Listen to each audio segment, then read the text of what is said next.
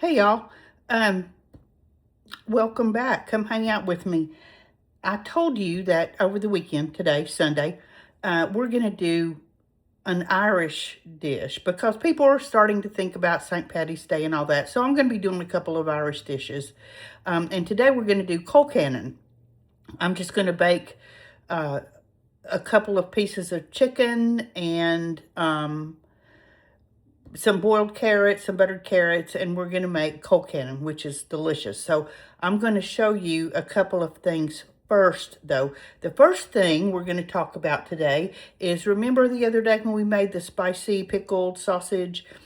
It needed to set for a couple of days. Well, it has done that, so we're going to try that out right now. I have not tasted of it yet. I've been very good, even though I've been tempted. So let's try that now. All right, here's our pickled sausage, and it's been sitting in the refrigerator since Friday, so we've got a good little pickle going on it. It really needs to set at least 24 hours, but since I didn't see you guys yesterday, I thought, I'll wait till today. So let's taste of it.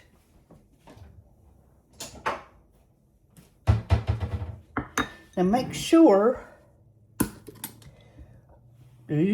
when you get this out, that you use a clean utensil.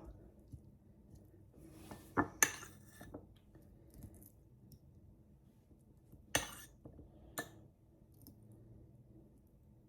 want some onion.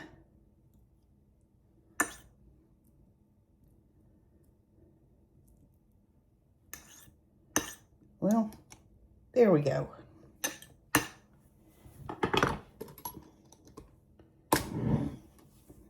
Okay, here we go. I have a piece of garlic and some onion and some of the sausage.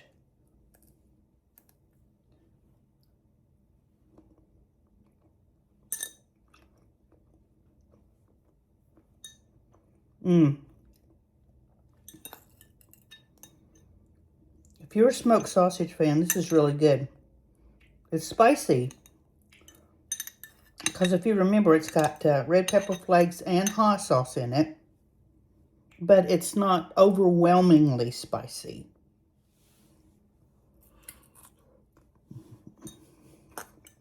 I almost like the onions better than the sausage.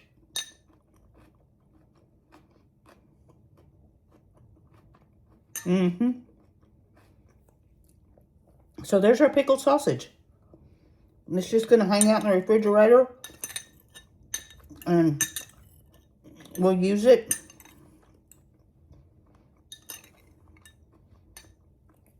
probably what's going to happen whenever I open the refrigerator, I'm just going to grab it and get a little bit out. It's just that kind of thing.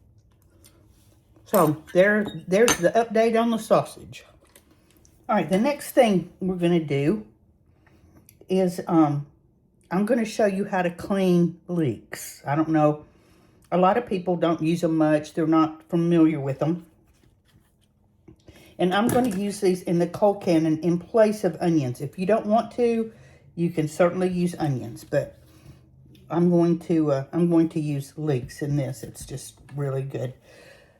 So, first thing I'll tell you, leeks are notoriously dirty, and it's because of the way they're grown. The dirt is sort of heaped up around them. So, the first thing you want to do, and I should have showed you before I cut the ends off, is rinse them under cold running water. And get as much, you can kind of peel the leaves back, get as much of the dirt and grit out of it as you can. But once you get that done, unless you're making something that's going to cook for a long time, and we're not, it's best not to use too much of the green, because this is going to be tough and it's just not going to soften up that much with the short cooking. And we're just going to saute these.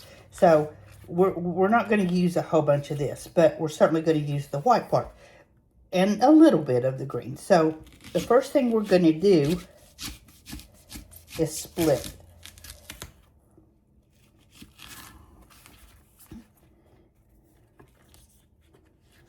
And you see the you see the dirt there. Even though if I've rinsed them, every layer you're going to get some dirt. So we're going to split it again. So you've got them quartered. And now you're just going to slice them.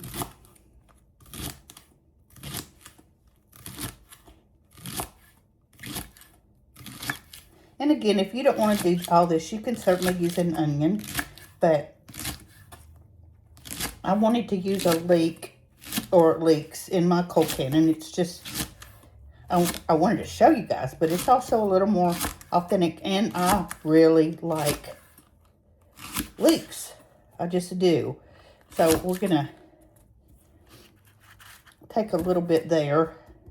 I didn't really quarter that because I didn't want it falling apart too much, but that's about all the green we're going to use. Now if you have a bag in your freezer that you keep for stock, keep the greens. That makes really good stock or soup if you're cooking something for a long time. All right, now we're going to take the leeks that we've quartered and just put them in a colander. I'm using 2 for this dish. You don't have to use this much, but let me get the other one taken care of and come back and I'll show you what we're going to do next.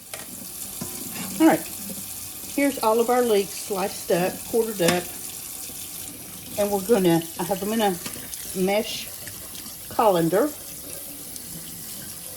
And we're just going to start running cold water over them. Take your hands.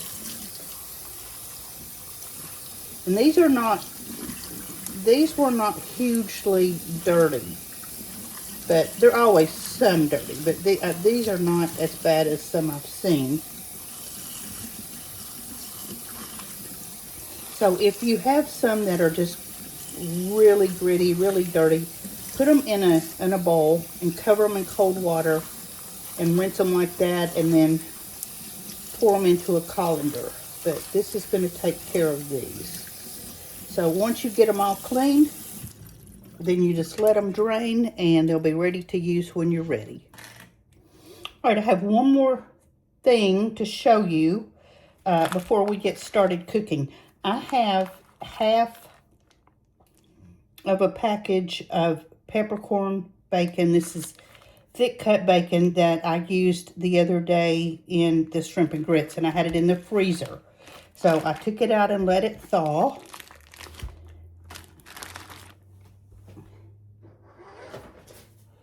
And for our Colcannon, we need to fry some bacon, like 6 or 8 strips of bacon. I'm obviously going to add a little more.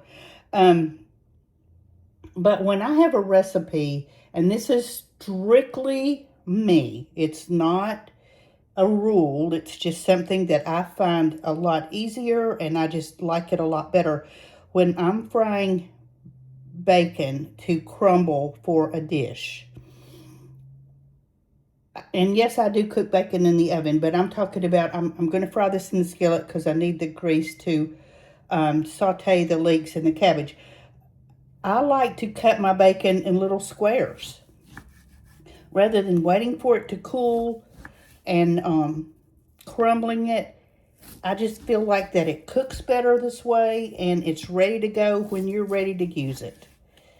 So, and it gets every little piece gets crispy.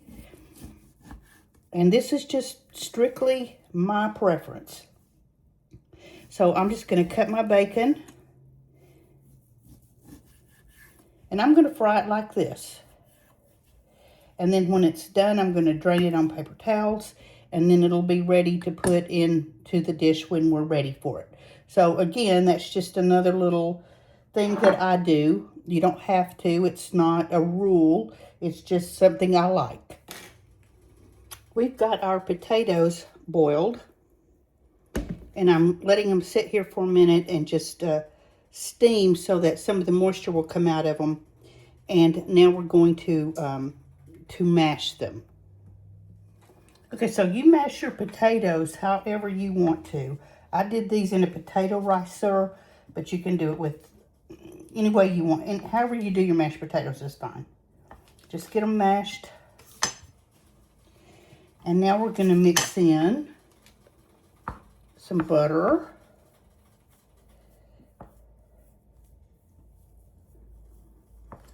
A little bit of salt. Not much because I cooked my potatoes in salted water. Some black pepper.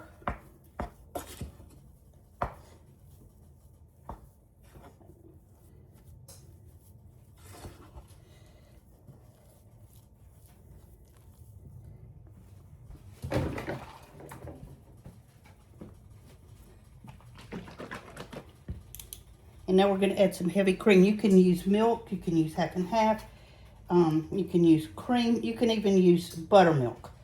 Normally, I would warm this up a little bit, but it'll be fine because I'm going to put the lid on it and let it sit for a minute until we get ready to put the remaining ingredients in it.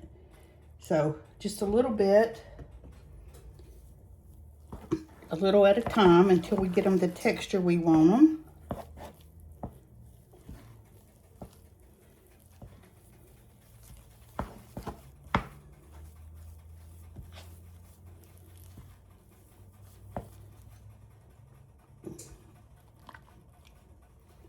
And I think that's going to be plenty. We're just going to put them back on the stove. The eye's turned off. I'm not going to put them back on any heat. And just let them hang out for a few minutes until we get ready to mix in the other ingredients.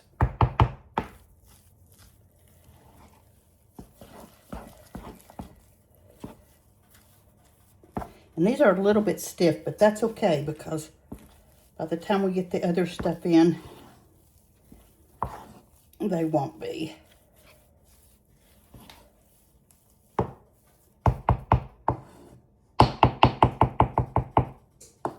Okay, all right. We're going to let these hang out for a minute and finish up the rest of the stuff. So I fried our bacon, and it's draining on paper towels. I had a lot more bacon grease than I needed, so I poured some of it off and just kept some in the skillet. So we're going to saute our garlic. This is about it's 4 cloves of garlic that I minced up. And our leeks.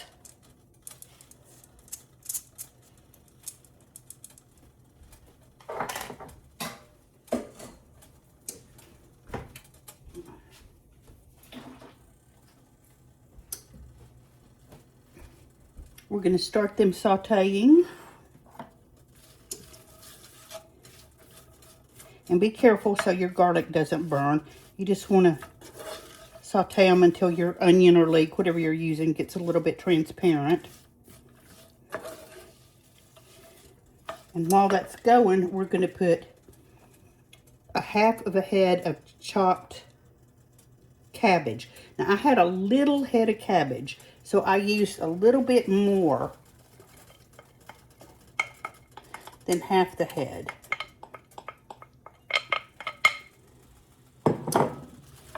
Not much, and I know this looks like a huge amount, but it is going to shrink down. So we're going to saute this until our cabbage is soft, our leek is nice and soft. So while that's doing, hang out with me and I'll be right back. I've got our cabbage and our leeks and garlic sauteed. So now we're ready to put them into the mashed potatoes. Now, it is totally up to you the ratio of potato to cabbage that you have. I like about half and half, but we're going to see how this goes. So I'm going to move you over here so we can start mixing them up. All right, so let's start adding our cabbage to our potatoes. We may not need all this cabbage, but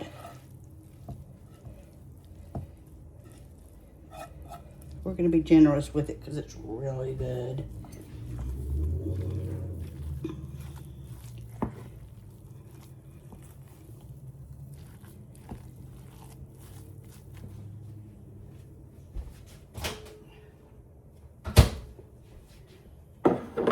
And whatever cabbage we don't use, I will certainly eat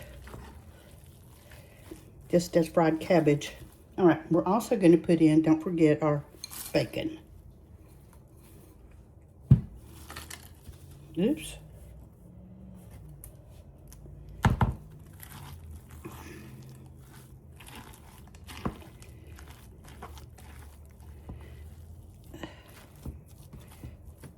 And I always get too small of a pot or a container.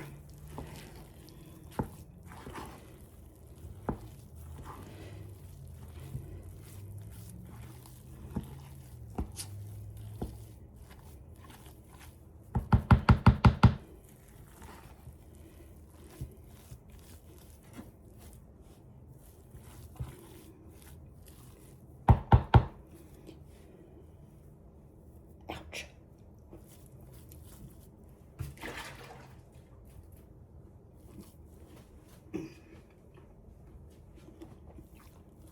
And there is our Colcannon. Give me a few minutes and we'll dish up. I wanted to show you before I dished up how yummy that looks. And so we've got the cabbage and the leeks, the bacon and the potatoes, the garlic. So I'm going to make a plate and we'll take a look. So here's my plate. I've got some buttered carrots, some roast chicken, and our Colcannon.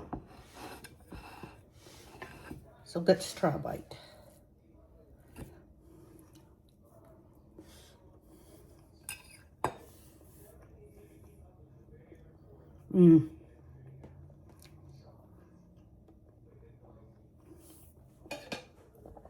That is such comfort food.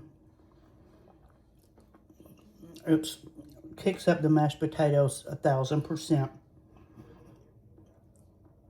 And if you're looking for a really traditional Irish dish, you can't get any more traditional than Colcannon. So I hope you put this on your St. Patty's Day menu. See how easy it is to make. And come back tomorrow. We're going to make another Irish dish. I'm not real sure what yet, but we'll make a few this week. So thanks for hanging out. Hope you try this. Happy Sunday evening. Please like, share, follow, subscribe. Definitely, I need your subscriptions.